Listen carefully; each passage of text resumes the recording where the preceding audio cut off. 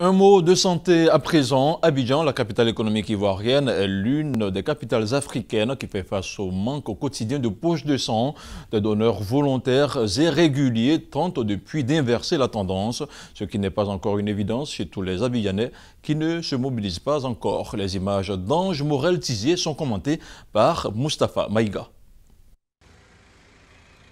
Le besoin de sang exprimé uniquement en Côte d'Ivoire varie entre 300 et 400 poches par jour. C'est environ 40% du besoin du Centre national de transfusion sanguine. Quand un donneur vient, lui, il ne donne qu'une seule poche de sang. Mais le malade, quand il est à l'hôpital, il ne reçoit pas une seule poche de sang. Il peut recevoir 2 ou 3 poches de sang.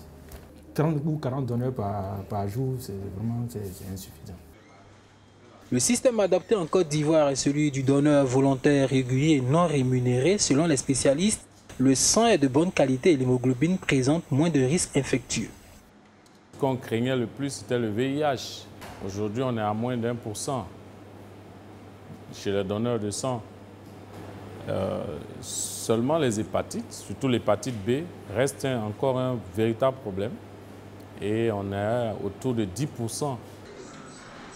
Le manque de sang reste à ce jour une préoccupation quotidienne des autorités ivoiriennes en charge de la santé. Des donneurs estimés à environ 40 000 en Côte d'Ivoire s'organisent de plus en plus.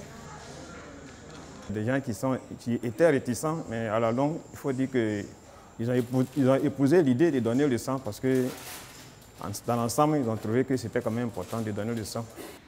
Le don de sang fait dorénavant partie de la culture des Ivoiriens. Le geste volontaire devrait pouvoir couvrir le manque exprimé par le Centre national de transfusion sanguine afin de répondre à la demande et de sauver le maximum de vies.